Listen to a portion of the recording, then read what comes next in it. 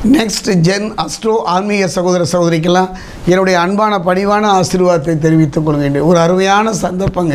மனித வாழ்வை பொறுத்த வரைக்கும் உடல் ரீதியாக ஏதாவது ஒரு பிரச்சனையை அதை தீர்த்து கொள்வதற்கு 1000 வழிகள் இருந்தாலும் கூட மன ரீதியாக வரக்கூடிய பிரச்சனையை தீர்ப்பதற்கு யார் வேணும்னா குரு தான் வேணும். அந்த வகையில் பார்க்கும்போது ஒரு மனிதனுடைய வாழ்க்கையில் நல்ல உறவு இருந்தாலும் கூட குரு மாதிரி ஒரு சிறந்த உறவு இல்லை. அது மட்டும் மனித வாழ்க்கைக்கு மட்டுமல்ல, நவகிரகங்களே அப்படி தான். அந்த நவகிரகங்களில் பலம் வாய்ந்த கிரகங்கள் எதுன்னு பார்த்தீங்கன்னா ராகு கேது என்று சொல்வார்கள், குரு சனி என்று கூட சொல்வார்கள். குரு பெயர்ச்சி, சனி பெயர்ச்சி, ராகு கேது பெயர்ச்சி நடந்து கடந்து விட்டது. அதே இடத்துல ராகு கேதுவை பொறுத்த வரைக்கும் வக்ர நிலை அடைவதில்லை, வக்ரகதியில் தான் அவங்க இருப்பாங்க. சனி பகவானை பொறுத்த வரைக்கும் வக்ரமாகி வக்ர நிவர்த்தியை நோக்கி வந்து கொண்டிருக்கின்றார். அதே நேரத்தில் குரு பகவான் அற்புதம் என்று சொல்வேன். குரு பார்க்க கோடி நன்மை. குருவினுடைய அருள் மட்டும் நமக்கு கிடைத்து விட்டாலே வெற்றியை நோக்கி நாம் நகர்வது எளிது. அந்த வகையில் பார்க்கும் பொழுது மகரத்தை பொறுத்தவரை உத்திராடம் 2, 3, 4, திருவோணம், அவிட்டம் 1, 2. மகர ராசியை பொறுத்த வரைக்கும் 1, 12, 3க்கு அவன்தான் அதிபதி. மகர ராசியை பொறுத்த வரைக்கும் 12, 3க்கு அவனே அதிபதியாக இருந்தாலும் கூட மகர ராசியை பொறுத்த வரைக்கும் சொன்ன வார்த்தையை காப்பாற்றுவதில் போராடுகின்ற ஒரு இயல்பு தான். மற்றபடி மகர ராசியை பொறுத்த வரைக்கும் ஜான் ஏறினால் முடம் சறுக்குகின்ற ஒரு காலகட்டம் தான். காரணம், பாத சனியிலிருந்து ஜென்ம சனியிலிருந்து ஒரு நிலையில் தான் இப்போ சந்தித்து வருகின்றார்கள். பாத சனி என்பதெல்லாம் இவருடைய வாழ்க்கையில் மிகப்பெரிய ஒரு தாக்கத்தை ஏற்படுத்தியிருக்கும். நல்லது கெட்டதை புரிய வைத்திருக்கும். கடுமையான நோயிலிருந்து தப்பித்தோம் பிழைத்தோம் என்று வாழ்கின்ற ஒரு சூழ்நிலை தான். யாரை நம்புவது, எளிதில் யாரை என்கின்ற ஒரு சந்தர்ப்பமான ஒரு சூழ்நிலை தான். அதாவது கட்டிய மனைவியாக இருக்கட்டும், பெற்ற தாயாக இருக்கட்டும், பகையாக போகின்ற ஒரு நிலையில் தான் இந்த பாத சனி காலம். இருந்தாலும் கூட ஒரு கிரகம் கெடுபலனை தந்தாலும் கூட, கர்மாவுக்கேற்ற நிலையில் தந்தாலும் கூட மற்ற கிரகங்கள் உதவி செய்யும். அந்த வகையில் பார்க்கும்பொழுது சனி பகவானுடைய கடுமையான பாதிப்பிலிருந்து காக்கின்ற ஒரு ரட்சகன் எதுன்னு பார்த்தீங்கன்னா குரு பகவான் தான். இதுவரை குருவினுடைய முழுமையான நற்பலனை பெற முடியாத உங்களுடைய வாழ்க்கையில் இந்த 119 நாட்கள் 9/10/2024 முதல் 4/2/2024 வரை இந்த குரு வக்ர பயிற்சி 119 நாட்கள் குறுகிய நாட்களாக இருந்தாலும் கூட இது எவ்வாறு இருக்கும் என்பதை இப்போ நம்ம சொல்லி பிரசனத்தில் பார்க்கலாம். மகர ராசி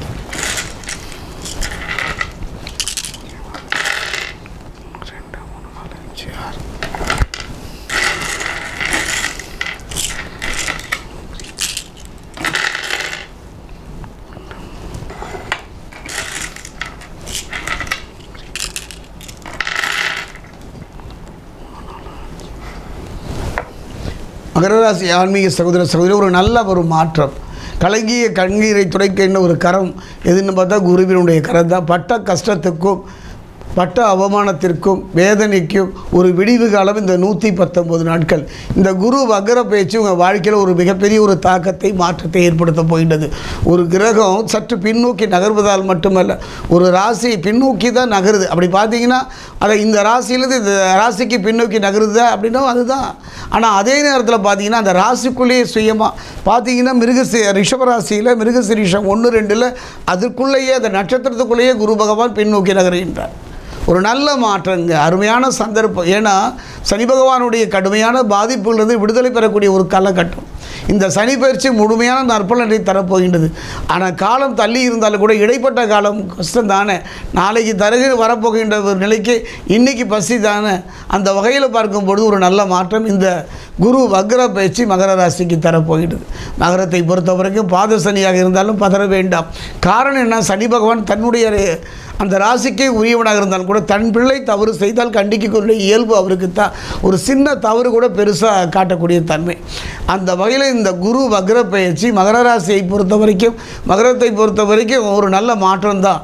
ஏன்னா மகரத்தை பொறுத்த வரைக்கும் 5ல் குரு பகவான் குழந்தை பாவம் என்று சொல்லக்கூடிய பிள்ளைகளால் ஒரு சிறப்போ, பிள்ளைகளால் ஒரு நன்மையோ, பிள்ளைகளால் பெருமையே அடைய முடியாத ஒரு காலகட்டத்தில் பிள்ளைகளால் ஒரு பேரும் புகழும் அடைகின்ற ஒரு அருமையான சந்தர்ப்பம். சிலருக்கெல்லாம் குழந்தை பாக்கியம் இருக்காது, அவர்கள் எல்லாம் குழந்தை பாக்கியம் பெறுவதற்கு ஒரு அருமையான சந்தர்ப்பம். கணவன் மனைவி அந்யோன்யம்னு சொல்வாங்க. அந்த அந்யோன்யம் என்பது மனதால் மட்டுமல்ல உடலாலும் ஏற்பட வேண்டும். வேண்டும். இன்றைய காலகட்டத்தில் ஒரு திருமணத்தை எப்படி பார்க்குறாங்க? பொருளாதாரத்தை சார்ந்தே பார்க்கின்றார்கள். ஆனால் ஒரு திருமண பொருத்தம் அப்படி இல்லைங்க. திருமண பொருத்தத்தில் பண பொருத்தம் மட்டுமே பார்க்கின்ற காலகட்டத்தில் லஜ்ஜை என்று சொல்லக்கூடிய அந்த யோனி பொருத்தம் என்று சொல்லக்கூடிய பொருத்தம் பார்க்கும் யாருங்க பார்க்குறா? அதனால தான் மிக எளிதாக விவாகரத்தை நோக்கி நகர்ந்து விடுகின்றார்கள். அப்படிப்பட்ட ஒரு சூழ்நிலையில் மகர ராசியில் இருக்கக்கூடிய ஆணாயினும் பெண்ணாயினும் ஒரு நல்ல திருமண வாழ்வும், திருமணத்தில் ஏதாவது பிரச்சனை ஏற்பட்டு பிரிவு இருந்தாலும் கூட அந்த பிரிவு ஒன்று சேர்கிற தன்மையும் இந்த குரு வக்ர பயிற்சி கிடைக்கப் போகிறது. கணவன் மனைவி உறவுக்கெல்லாம் எல்லாம் கலத்திரக்காரர்கள் சுக்கரைத்தான் சொல்வார்கள், செவ்வாயை சொல்வார்கள். என்னுடைய அனுபவத்தில் குருவும் சிறப்பை தரக்கூடியவர் தான். அந்த வகையில் பார்க்கும்பொழுது மகர ராசியை பொறுத்த வரைக்கும் 5ல் குரு குழந்தை பாவத்தில் இருக்கின்றார். அதே நேரம் அவருடைய பலம் வாய்ந்த பார்வை பார்த்திங்கன்னா 5, 7, 9. அந்த 5ஆம் பார்வையை மகர ராசியில் 9ஆம் வீடு பாக்கிய பாவத்தை பார்க்கின்றார். ஒரு அற்புதம் என்றே சொல்லுவேன். இதுவரைக்கும் ஒரு நல்ல பாக்கியம், நல்ல வாழ்க்கை கிடைக்கலுங்க. மனைவி ஒரு பாக்கியம்தான், தொழில் ஒரு பாக்கியம்தான், எடுத்த காரியத்தில் ஒரு வெற்றி பாக்கியம்தான், பிள்ளைகளும் ஒரு பாக்கியம்தான். இந்த 3 பாக்கியத்தை கடந்த காலத்தில் தவறவிட்டவங்க வாழ்க்கையில் 3ஐயும் ஒரு சேர பெறக்கூடிய ஒரு அற்புதமான நிலையை குரு பகவானுடைய 5ஆம் பார்வை உங்களுக்கு தரப்போகின்றது. குரு பகவானுடைய 5ஆம் பார்வை மகர ராசி இருக்கக்கூடிய 9ஆம் வீட்டை பார்க்கின்றதுனால நல்ல மாற்றம், நல்ல முன்னேற்றம். அதே நேரம் குரு பகவானுடைய இந்த வக்ர பயிற்சி 7ஆம் பார்வை மட்டும் சாதாரணதானா இல்லைங்க. அந்த குருவினுடைய 7ஆம் பார்வை மகர ராசியில் 11ஆம் வீடு லாபபாவத்தை பார்க்கிறது. வாழ்க்கையில் இதுவரை ஒரு சந்தோஷத்தையுமே அனுபவிக்காதவங்க வாழ்க்கையில் நல்ல ஒரு திருப்புமுனையை தரக்கூடிய தொழிலில், வாழ்க்கையில் நல்ல முன்னேற்றத்தை பெறக்கூடியதும், எதிலெல்லாம் லாபம், இது எதையெல்லாம் இழந்தீர்களோ இழந்ததை திரும்ப பெறக்கூடிய ஒரு அருமையான சந்தர்ப்பத்தை இந்த காலகட்டத்தில் இந்த குரு வக்ர பயிற்சி மகர ராசிக்கு தரப்போகின்றது. அதே நேரத்தில் 9ஆம் பார்வை, இந்த பார்வை ரொம்ப முக்கியமான பார்வை. மகர ராசிக்கு சுயபாவம் என்று சொல்லக்கூடியவர்கள். அதனால் என்னை பொறுத்த வரைக்கும் ஒரு பொன் வைக்கிற இடத்துல ஒரு பூ வைக்கிற இடத்துல ஒரு பொண்ணு வைக்கிற மாதிரிங்க. மகர ராசிக்காரர்களை பொறுத்த வரைக்கும் அற்புதம் என்றே சொல்வேன். நல்ல மதிப்பெண் தரணும்னா இவருக்கு தான் முதல் மதிப்பெண் தர வேண்டும். நீங்கள் பட்ட கஷ்டம், அடைந்த அவமானங்கள், வேதனைகள், துன்பம், துயரம், அதிலிருந்து ஒரு நல்ல மாற்றம். அதே நேரத்தில் கொஞ்சம் கவனமாக இருக்கும், உடல்நிலையில் கவனமாக இருங்க. யாரையும் எளிதில் நம்பி விடாதீர்கள். உங்களுக்குன்னு பார்த்தா யாருமே இல்லைங்க. ஒரு அனாதை போன்ற ஒரு உணர்வு தான். பெற்ற தாயும் சரி, கட்டிய மனைவியும் சரி, நண்பர்களும் சரி, சரியான தேர்தலத்தில் உங்களை விட்டு நகர்ந்து விடுவார்கள். சற்று கவனமாக இருங்க. நீங்கள் என்னதான் விட்டு கொடுத்து போனாலும், அனுசரித்து போனாலும் அவர்கள் உங்களிடம் ஏதோ ஒரு எதிர்பார்ப்பில் தான் பழகி வருவார்கள். சற்று கவனமாக இருந்து விட்டாலே போதும். உங்களுடைய அந்தரங்க விஷயம், தொழில் ரகசியங்களை பிறரிடம் எளிதில் நம்பி விடாதீர்கள். யாரையும் நம்பாமல் இருக்கிற வாங்கிய கடனை அடைத்து நிம்மதி தருகிற ஒரு அற்புதமான ஒரு காலகட்டம். என்னுடைய அனுபவத்தில் உங்களை பற்றி ஒன்றே மட்டும் தான் சொல்ல முடியும். மகர ராசி இப்போ ஒரு நீர்மொழி கப்பல் மாதிரி தான். பார்ப்பவர்களுக்கு மூழ்கிவிட்டார்களே என்று சந்தோஷத்தில் இருப்பாங்க. திடீர்னு தலை நிமிர்ந்து வருவார்கள். அந்த வகையில் தலைப்பு வந்தது தலைப்பாகிட்டு போகின்ற வழியில் உங்களை காப்பது பூர்வ ஜென்ம புண்ணியந்தான்.